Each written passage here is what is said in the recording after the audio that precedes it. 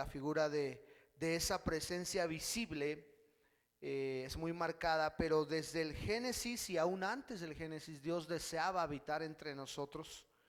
Y en el Nuevo Testamento sigue apareciendo esa figura, porque dice el libro de Juan, el apóstol Juan, cuando comienza a hablar, dice, y el verbo se hizo carne y habitó entre nosotros, dice.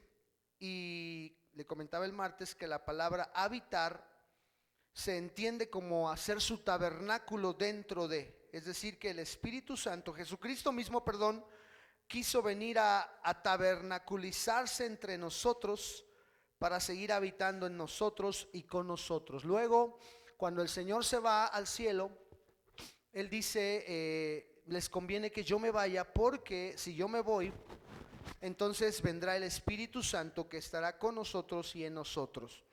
Entonces estamos en el tiempo de buscar su presencia, y lo demás viene por añadidura. Si buscamos su presencia, el reino se establece en nosotros, hay milagros, hay sanidades, y sobre todo cumplimos el propósito que Dios tiene para nuestra vida. Estoy compartiendo con usted todo el mes. Me puse el objetivo del mes de enero, compartir todo lo que yo pueda compartir este primer mes, y después estaremos dejando a los equipos que participan, al equipo de enseñanza, porque para mí es muy importante en este primer mes dejarle toda la esencia de lo que queremos trabajar el año de la presencia.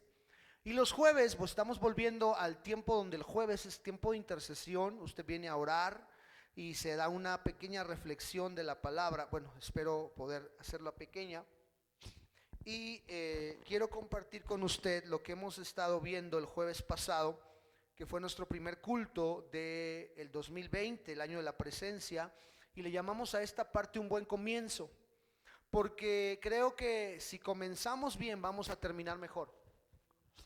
El ser humano tiene la cualidad de empezar de una forma y a veces termina menguando, pero la Biblia nos enseña que el final del año debe ser mejor que el comienzo.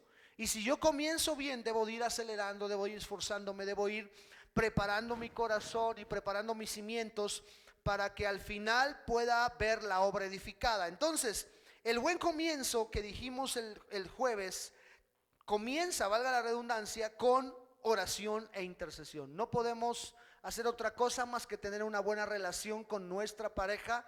Pusimos esa imagen la semana pasada porque comentamos que cuando uno comienza una relación de noviazgo con alguien, uno busca estar muy cerca, ¿verdad? Y uno, no importa si llueve, no importa si truena, no importa si tiembla, como usted ama a esa persona y está enamorado de ella, entonces usted corre a estar en su presencia, a estar con él o con ella. Eso es importante, es una figura interesante. Cuando tú amas a Dios, tú anhelas su presencia. Y no importa si estás orando, estás llorando, estás clamando, de verdad que tú anhelas vivir un tiempo en su presencia. Pero después ocurre que hay momentos donde la relación se empieza a deteriorar, y entonces la relación empiezan a separarse, llegan los hijos. No que los hijos dividan, los hijos deben ser una bendición, pero muchas veces los hijos tienden a hacernos una separación. Una vez recuerdo que en una sesión de matrimonios alguien compartió una dinámica donde puso a los dos esposos, a los dos maridos en una silla, los dos, y fue agregando en medio de los dos a los hijos, 1, 2, 3, hasta que había personas que tenían 4 o 5 hijos. Cuando quitaban las sillas, es decir, representando que los hijos se iban, la separación entre el esposo y la esposa era muy grande.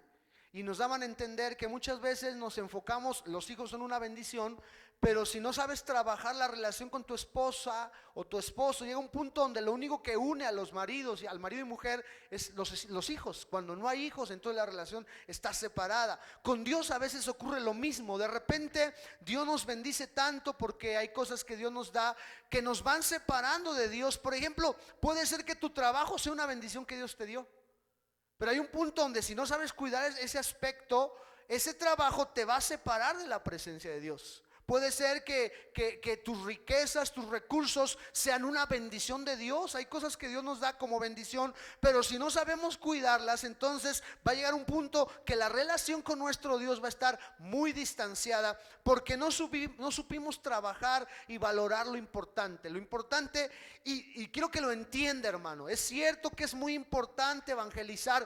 Dios nos llamó a evangelizar, pero antes del evangelismo está vivir en su presencia. Porque ¿qué vas a evangelizar? Si no tienes la presencia de Dios, no vas a llevar nada. ¿A quién le gusta un pan frío? ¿A quién le gusta? Por ejemplo, cuando yo voy a comer a cierta cadena de restaurantes que sirven unos submarinos, ¿verdad? Unos panes, te preguntan, ¿cómo lo quiere? ¿Caliente o tostado, no? Yo siempre lo pido caliente porque tostado no es tan caliente, es frío. De repente yo pienso y digo, ¿a quién le gustará algo frío? ¿A quién le gusta la palabra como pan? Porque el pan es la palabra. Hoy en día que está tan de moda lo reformado, iglesias reformadas que hablan de volverse a la sana doctrina. Yo estoy de acuerdo que necesitamos volvernos a la sana doctrina, pero esa sana doctrina, como decía un autor precisamente de este tiempo, ¿de qué te sirve un pan bien hermoso, bien saludable, pero si no lo metes al horno del Espíritu Santo? O sea, de nada sirve un conocimiento de la palabra sin el fuego del Espíritu. Nosotros como pentecostales buscamos esa plenitud, ese balance donde tenemos doctrina correcta, pero también tenemos la presencia de Dios correcta. Y eso es lo que esgrima este año de la presencia. Dios quiere bendecirnos con su presencia, pero nosotros necesitamos saber cómo comenzar bien. Y entonces les dije que tendríamos que volver a lo básico. ¿Qué es lo básico? Pues lo que a veces pensamos que no es tan importante, que lo hemos repetido tantas veces que ya se volvió una rutina. Pero lo básico siempre va a ser eso, básico, ¿sí? Hay cosas que van a venir y van a pasar de moda, pero hay cosas que son básicas. Hablando de modas, hay situaciones o hay elementos en tu ropa que son básicos, ¿verdad? Alguien decía, una compañía de jeans decía, volviendo a lo básico, hablando de la mezclilla, porque ellos decían y apostaban porque la mezclilla siempre va a ser algo básico. Aunque la mezclilla tiene poco tiempo de existencia, pero ellos tomaban ese concepto de que lo básico siempre va a ser necesario. Hay cosas en nuestra relación con Dios que son básicas y que no podemos olvidarlas, que si las hemos perdido necesitamos volver a ellas. ¿Cuáles son esas cuestiones básicas? Bueno, hablamos de que podemos tener ideas equivocadas que nos impiden orar. Muchas veces pensamos que la oración se hace en silencio, algunos piensan que la oración es ruidosa, pero tenemos que volver a la palabra y buscar en la palabra correctamente, trazada correctamente, medida por la regla no solo hermenéutica. Una vez alguien me decía que la palabra hermenéutica viene de Hermes, ¿verdad? Y es curioso, le compartí a mi esposa que dicen que Hermes fue el que tiene las llaves de los infiernos, ¿no? Entonces algunos decían, a veces la hermenéutica en vez de llevarte a Dios te lleva a otras cosas, porque a veces no las trazas correctamente. Creo que en estos sentidos se necesita mucho el Espíritu Santo, y podemos tener ideas equivocadas y podemos decir, yo soy el que oro bien, ese hombre no ora bien, a mí la Biblia me enseña. Y entonces nos volvemos tan dogmáticos que perdemos la esencia. Debemos aprender a tener una relación íntima con nuestro Padre. Y aclaramos algo bien importante: yo no puedo tener una relación bien con Dios si no tengo una buena relación restaurada con mi Padre natural. Y esa es una realidad. Porque por esas muchas personas no pueden tener una buena relación con Dios, porque la figura de su padre natural está atrofiada. Y entonces, al estar atrofiada, no pueden orar como el modelo que el Señor nos enseñó. Cuando sus discípulos le piden al Señor que les enseñe a orar, el Señor enseña un modelo. No quiere decir que sea ese el único modelo. Hay muchos modelos de oración, pero Él establece en ese momento el modelo del Padre Nuestro. Y qué curioso que dijo Padre Nuestro que estás en los cielos, porque ese modelo de oración se basa en una buena relación con nuestro Padre Celestial. En este caso, nosotros nos quedamos con la premisa el día jueves de que este año necesito restaurar mi relación con Dios como Padre. Nos cuesta orar porque no tenemos una buena imagen de nuestro Padre natural. A veces pensamos que Dios es como nuestro Padre natural, que a lo mejor era injusto, a lo mejor era estricto, a lo mejor nos trataba de cierta forma. Y entonces cuando en nuestra mente se nos dice Dios es tu Padre, tú evocas a ese Padre violento, a ese Padre ausente, a ese Padre estricto, y tú piensas que Dios es así. Y entonces el concepto de Dios está atrofiado. Por eso necesitamos volver a lo básico, que es tener una buena relación con nuestro Padre natural. Y eso es básico. Yo no sé cómo esté su relación con su Padre natural, si es que todavía vive. Y si no vive, cómo fue su relación con su Padre natural. Necesita ser restaurado en esa área para poder orar como el Señor quiere que oremos. Bueno, luego seguimos avanzando y hablamos de algunos conceptos que son conceptos equivocados. Bueno, dice aquí que si no disfrutamos a Dios como Padre, no vamos a tener la cercanía de Dios en nuestra vida. Tú tienes que disfrutar a Dios como tu Padre, y entonces vas a tener cercanía. El Espíritu Santo es quien nos impulsa a tener esa intimidad con el Señor. Si no tienes o no crees en el Espíritu Santo, aunque sería injusto que no creyeras en el Espíritu Santo perteneciendo a una iglesia pentecostés, ¿verdad? Nosotros somos una iglesia pentecostés y entonces creemos en el Espíritu Santo y creemos que el Espíritu es el que nos impulsa a tener mayor intimidad con el Señor. Bueno, eso lo hablamos el día jueves. Hablamos también de 5 conceptos falsos de la oración. Muchas veces oramos mal porque tenemos conceptos equivocados. No los voy a repetir porque si usted no vino, puede ver la predicación en la página de YouTube o de Facebook. Solo nos queda orar, es el primer concepto falso. El segundo concepto falso es que entre más oren mejor. Ya lo explicamos, no me voy a detener a explicarle porque no quiero detenerme ahí. Número 3, pedimos oración pero no oramos. Eso es clásico, ¿verdad? Te encargo que ores por mi familiar que está enfermo, y entonces como que se lo encargamos a alguien y nosotros no oramos. Bueno, número 4, ore usted porque está más cerca de Dios. A veces pensamos que hay gente que tiene más como la vara alta con Dios o el access free con Dios, y cuando dice la palabra que todos somos sacerdotes del Señor. ¿Cuántos sacerdotes hay aquí? Dice la palabra que si tú eres sacerdote, tú te puedes presentar delante de Dios y entrar confiadamente al trono de gracia. Y número 5, el último concepto falso de la oración es ese que tanto usamos y que suena tan espiritual, que dice: hoy tengo una gran carga de oración. Muchas veces pensamos que la oración solo es algo que llega como de repente, ¿no? Hoy tengo ganas. A veces decimos: hoy tengo ganas de ir al culto de oración. No se trata de ganas. Hoy sí tengo ganas, mañana temprano a las 7 voy a la oración porque tengo ganas. No se trata de ganas, se trata de que la oración es algo que está inherente en el ser humano, y me refiero no solo al cristiano, sino en el ser humano. Todo ser humano tiene la necesidad de orar. Cualquier religión cree en la oración. Entonces la pregunta es: ¿qué hace que nuestra oración sea más poderosa? Porque si todas las religiones oran, ¿por qué entonces nosotros decimos nuestra oración es la única que vale? Bueno, no tanta la única que valga, sino la única que es poderosa. La sencilla razón o la sencilla respuesta de por qué nuestra oración cambia las circunstancias es a quién está dirigida. Nuestra oración está dirigida a Dios Padre en el nombre de Jesucristo a través del Espíritu Santo. Por eso la oración nuestra es superior, porque está dirigida al Rey de Reyes y Señor de Señores. Ok, entonces ahora vamos a entrar precisamente a ese punto donde vamos a trabajar algunas cosas que para mí son básicas, en las cuales tenemos que volver en este tiempo para orar correctamente. Déjeme avanzar en esto. Mire, dice la palabra en Hebreos 10, 19 al 21: así que, hermanos, teniendo libertad para entrar en el lugar santísimo. Aquí el apóstol que escribe a los hebreos le está escribiendo esta carta a gente que tiene el concepto del tabernáculo bien marcado. ¿Sí? Por eso se llama el libro de los Hebreos, porque está dirigido a judíos, a hebreos. Y entonces toma el concepto del lugar, del tabernáculo, y él dice, el autor dice: nosotros tenemos libertad para entrar en el lugar santísimo. Antes no se podía entrar al lugar santísimo. Había algo interesante: solamente un sacerdote podía entrar una vez al año.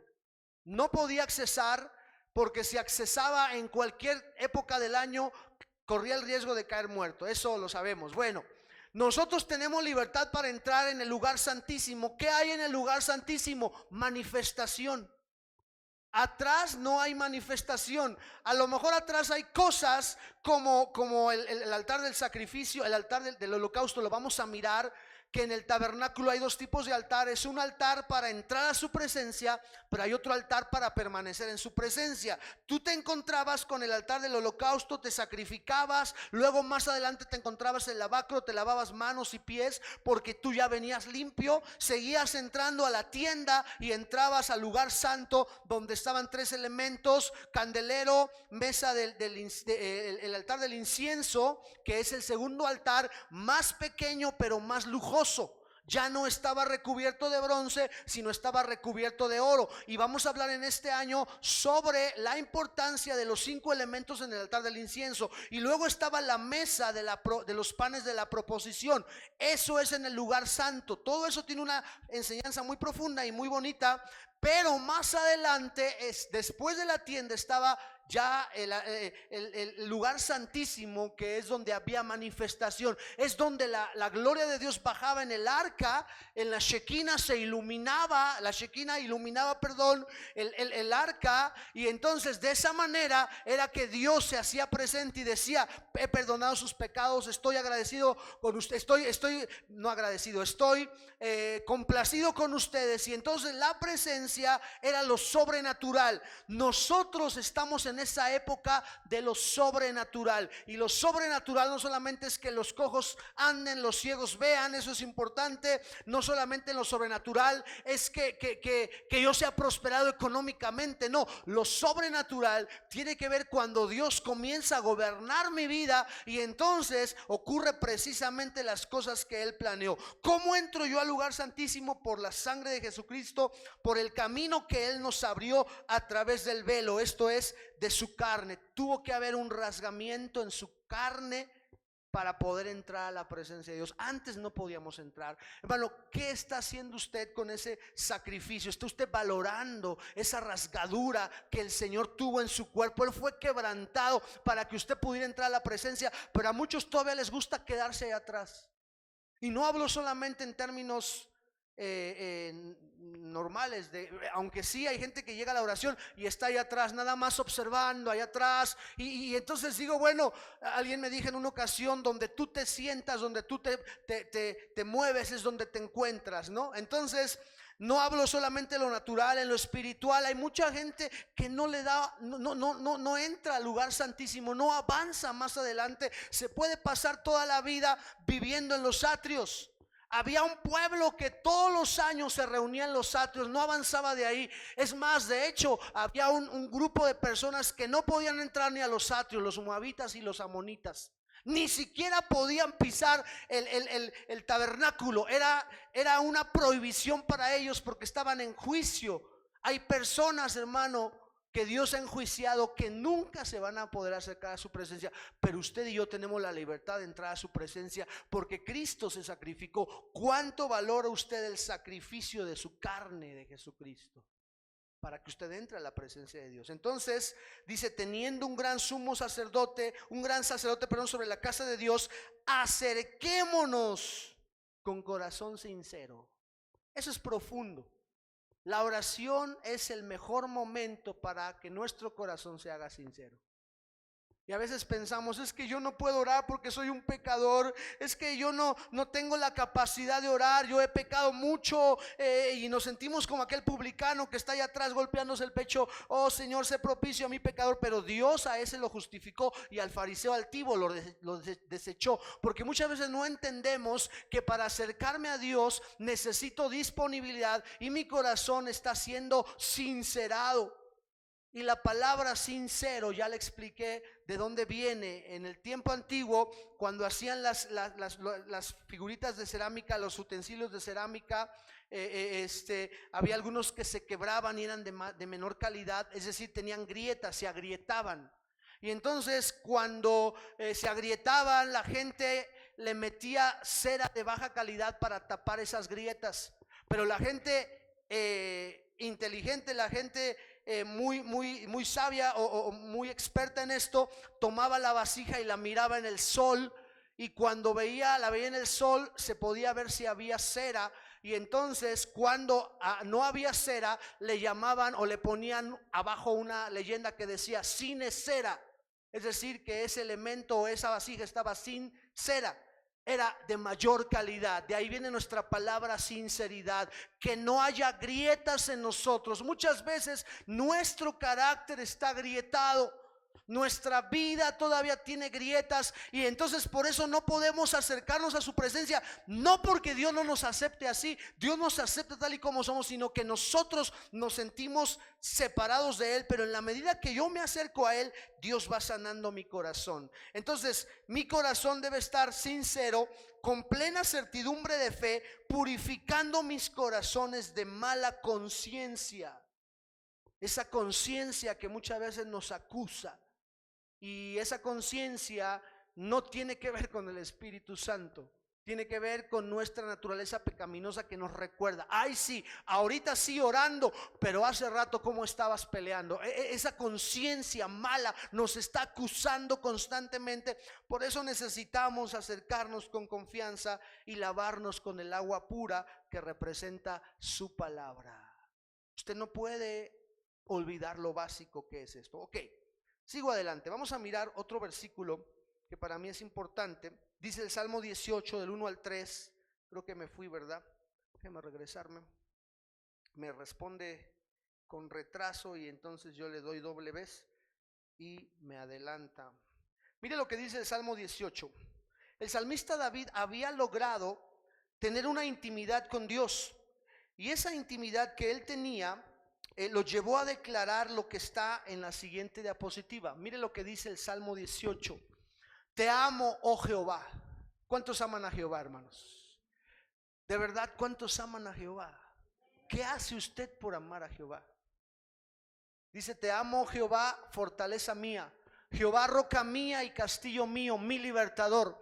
Dios mío, fortaleza mía, en Él confiaré, mi escudo y la fuerza de mi salvación, mi alto refugio. Y luego habla de oración, pero no cualquier clase de oración. Él dice: invocaré a Jehová, quien es digno de ser alabado.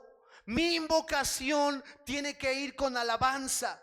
Cuando yo oro a Dios, no solamente le pido. Error si pensamos que oración es pedirle a Dios cosas. No, orar es alabarle también. Porque a veces pensamos que la oración solamente es pedir y pedir y pedir. No, hermano, olvídese de eso.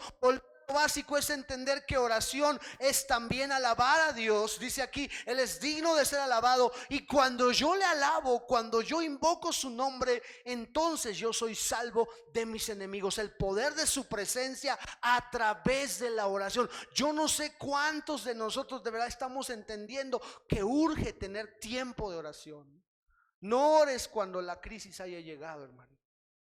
No ores cuando el agua te esté llegando al cuello y entonces si te vengas corriendo al cuarto de oración: hermano, ahora sí, apúnteme todos los días a orar porque tengo una gran necesidad. No, Señor, no esperes hasta ese momento. Vete preparando. Vete preparando. Me encantaba la frase que decía el doctor Zafra. Él decía: llora ahora para que rías después. Es importante clamar, buscar su rostro, porque mucha gente le gusta reír antes y llora después. Esto quiere decir que tenemos que estar gimiendo, intercediendo por nuestras familias, por nuestra salud, por nuestra economía, por todo. Porque si no lloramos ahora, va a llegar un tiempo donde estaremos llorando después. Necesitamos llorar ahora para reír después. Es invocar al Señor y ser salvo de nuestros enemigos. ¿Cuáles son tus enemigos? No te hablo de tu vecino que te está haciendo la guerra. Eso es sencillo.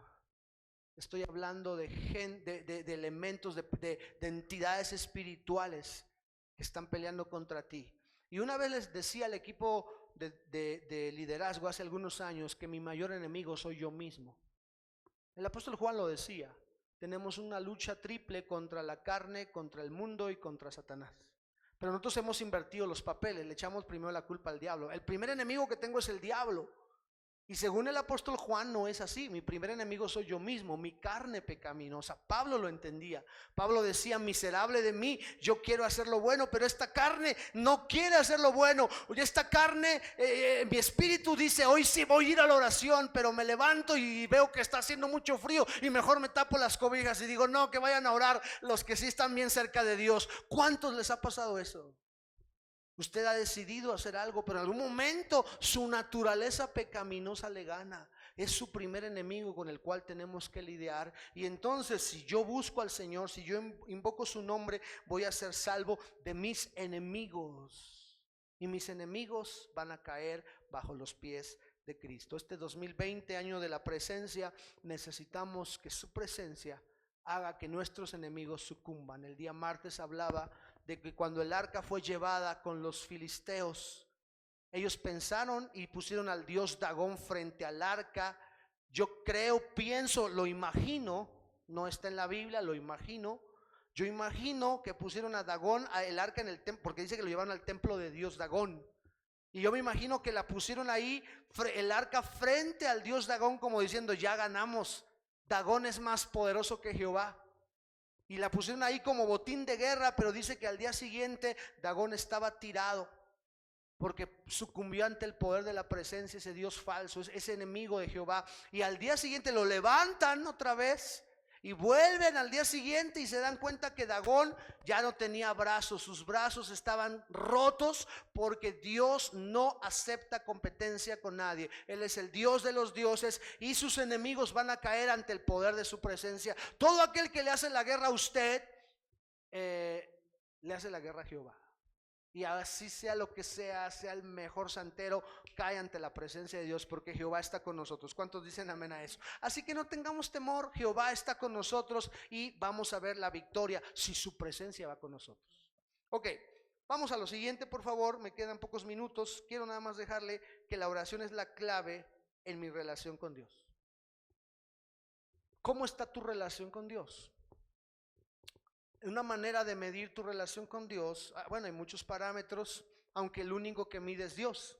Nosotros no podemos medir a nuestra manera, porque si yo creyera en la prosperidad, mi manera de medir la relación conmigo con Dios sería cuánto dinero tengo en el banco, porque mucha gente así lo mide. Mira, si tú tienes una buena relación con Dios, entonces Dios te va a dar mucho dinero, pero no siempre es la forma de medir.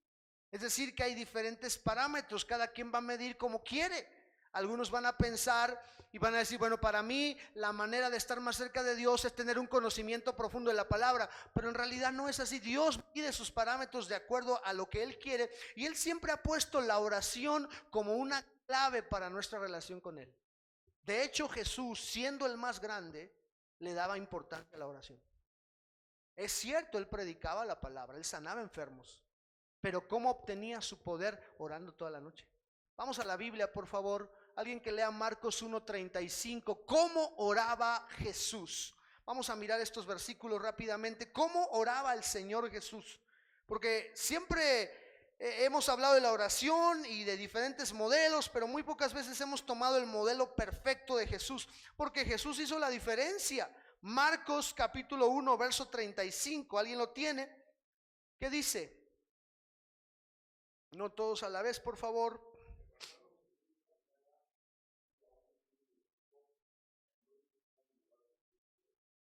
Ahí está, saliendo de mañana, levantándose muy de mañana. ¿Qué imagina usted por muy de mañana? No era a las 11 de la mañana.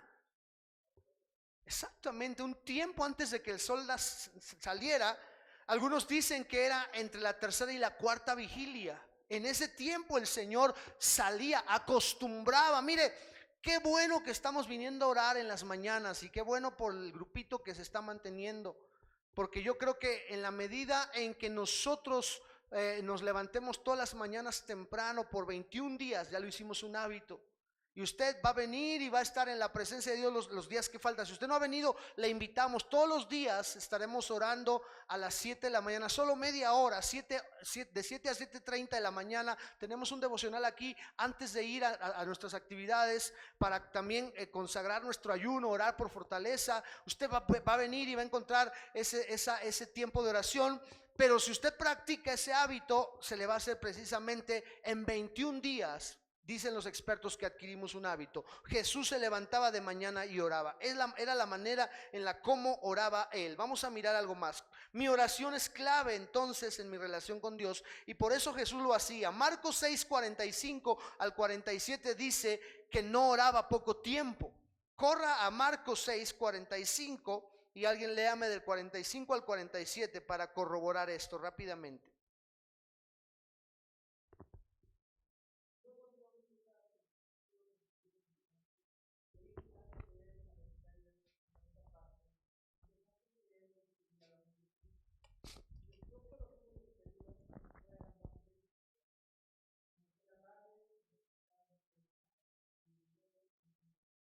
Ahí está, Jesús pasaba tiempo orando, despedía a la multitud y él se dedicaba a orar, y no pasaba pocos minutos, no oraba una hora solamente.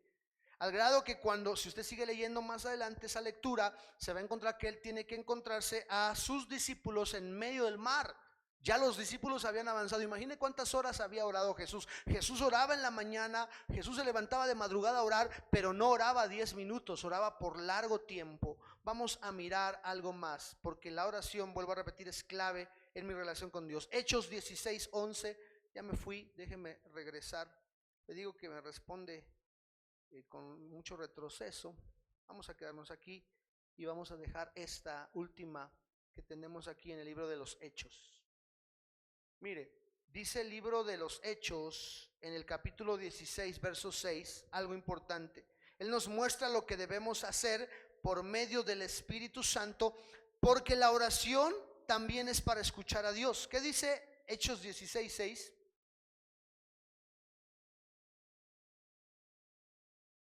Dice la palabra, déjeme leerlo yo. Hechos 16, 6 dice: y atravesando Frigia y la provincia de Galacia, les fue prohibido por el Espíritu Santo hablar la palabra en Asia. Y eso me impacta a mí. Porque cuando tú vives una vida de oración, tú sabes cuando Dios te dice a quién le vas a hablar y a quién no le vas a hablar. Y eso como que pega con nuestra pasión evangelista, ¿no? Porque no, hermano, háblale a todos. Es más, si el perro lo convertimos porque Dios me dice que le hable a todos. No, Dios dice a veces: guarda silencio. Porque estos discípulos querían predicar en una parte, pero el Espíritu Santo les prohibió. Es literal lo que dice, les prohibió. O sea, ¿cuántas veces en la oración Dios nos prohíbe algo? Y por eso muchas veces no nos gusta orar, porque decidimos mejor nosotros, hacemos nosotros la decisión. Por eso mucha gente no ora, porque no le pregunta a Dios: Dios, este trabajo es para mí. No, no es que ha de ser para mí porque voy a ganar buen dinero, pero le preguntaste a Dios si ese trabajo es para ti. Si eres jovencita o joven, esa novia es para ti. O sea, hay que preguntarle a Dios si lo que voy a hacer lo tengo que hacer, porque muchas veces hacemos cosas que Dios no nos mandó a hacer, porque no hemos pasado tiempo en oración. La oración es la clave de mi relación con Dios. Hay un texto, y con este cerramos, no lo tengo aquí, pero dice la palabra que Dios no hará nada sin antes haberlo advertido a sus siervos los profetas. Y usted dirá: bueno, a los profetas, yo no soy profeta. Usted es un siervo de Dios y usted está aquí puesto para quitar el velo. El año de la revelación aprendimos que revelación o profecía es quitar el velo. Entonces usted y yo estamos aquí para quitar el velo de la gente. Somos profetas. Dios nos puso, como dice Jeremías, y nos dio por profetas a las naciones. Entonces Dios nos va a revelar las cosas antes que sucedan. La mujer tiene una sensibilidad muy fuerte. Cuidado, porque esa sensibilidad puede ser tocada y ser llevada a un espíritu de adivinación y de manipulación. Cuidado con eso. Pero la mujer es muy sensible. Y de repente la mujer dice: es que siento que no va a funcionar. Hombres, cuando la mujer te advierta algo, escúchala. Porque yo creo que la mujer, Dios le dio una capacidad de ser nuestra ayuda idónea, ¿verdad? Y aprendimos, y creo que aquí no lo enseñé, pero este año tengo el deseo de hablar. Me invitaron a compartir a una iglesia sobre machismo y matriarcado. Y hermano, derribamos varios argumentos por ahí de mucha gente, porque México es un país muy machista desde la conquista, ¿verdad? Pero cuando encontramos en la Biblia, que dice la Biblia que Dios dio a la mujer como ayuda idónea, y investíguelo para que no se quede con la duda, sobre todo aquellos que piensan que la mujer no puede predicar ni enseñar. Dice la palabra que la palabra idónea es una que va delante de. Y entonces nos pega, nos choquea en nuestro concepto de que el hombre, y que Pablo le dijo a Corinto, no hable la mujer, que la mujer se calle la boca, pero fue algo cultural nada más. Entonces yo quiero que entendamos que cuando una mujer nos dice, nuestra esposa nos dice, oye mi amor, como que mejor aguántate tantito, escúchala. Nada de que no, yo soy el hombre de la visión, yo soy el varón, a mí me dijo el Señor, yo voy aquí delante. Mejor escucha la voz de tu esposa de repente, porque Dios a veces habla a través de ella. Y muchas veces la relación, que no tenemos una buena relación con Dios, a veces menos, más bien si no tenemos una buena relación con mi esposa, menos voy a tener una buena relación con Dios. Si no tengo una buena relación con los demás, menos voy a tener una buena relación con mi Padre. Porque el Señor dice, y eso se puede usar de varias formas: si tú dices que amas a Dios que no ves, pero no amas a tu hermano que ves, entonces no estás haciendo bien las cosas. De repente tenemos que aprender a relacionarnos bien con la gente, porque en la medida que yo estoy bien relacionado con la gente, quiere decir que también tengo una buena relación con Dios. De hecho, todo es una cadena triple.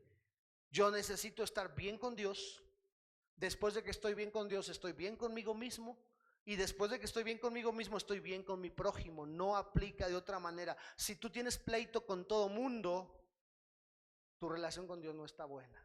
No, es que yo oro mucho. Bueno, pues si oras mucho, no sé a quién le ores, pero una relación buena con Dios te hace mejor persona contigo mismo. Tienes una buena autoestima, te sabes llevar bien, eres maduro, sabes trabajar bien tus emociones, no eres bipolar, no andas de inestable, porque te relacionas bien contigo mismo y entonces te relacionas bien con tu prójimo. Pero esto es resultado de una buena dependencia con el Espíritu Santo. Estos discípulos, en este caso particular, Pablo y Silas, se les prohibió por el Espíritu. ¿Cómo cree que se les prohibió? Yo no sé si fue a través de un sueño, no sé si fue a través de un tiempo de oración, pero aquí me dice que el Señor les prohibió. A veces el Señor en el año de la presencia nos va a decir no marchen, o nos va a decir marchen. Habrá momentos donde Dios nos diga ya no oren, avancen, porque hay momentos donde Dios te dice ora. Pero en el caso de Josué, cuando Josué llega después de la derrota con Ai, ¿verdad? Él va muy espiritual y se va a postrar, a orar con el Señor, se va a su cámara secreta el Josué y dice, aquí voy a orar. Y el Señor le dice, no, momento Josué, no ores.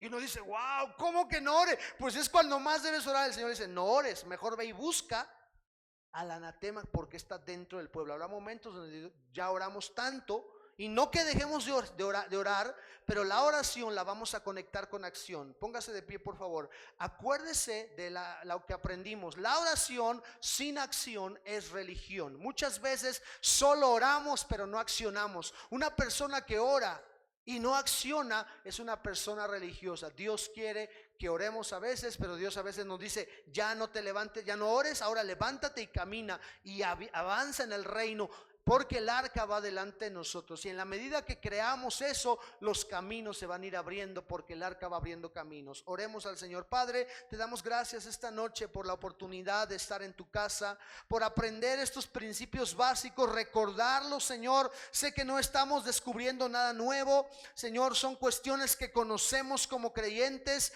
pero que en este año de la presencia necesitamos recuperar, necesitamos nuevamente volver a lo básico y entender, Señor, que tú nos has llamado a tener una buena relación contigo como nuestro Padre, y tomar el ejemplo de Jesús, ese ejemplo tan grande que Él se levantaba en la mañana a orar y oraba por largo tiempo y escuchaba tu voz, Señor, porque la oración verdadera tiene que ver con escuchar la voz de nuestro Dios. Padre, que en este tiempo, en estos tiempos de intercesión, que vengamos a tu casa, que cuando entremos al cuarto de oración, Señor, que cuando entremos a nuestra cámara secreta en casa, Señor, Señor, no olvidemos que tenemos la responsabilidad de escuchar tu voz y que tú nos vayas marcando los lineamientos, que tú nos vayas mostrando el camino por donde debemos andar y ser liberados de nuestros adversarios a través de la relación que tengamos contigo. Levanta este año 2020 un ejército que sepa orar y clamar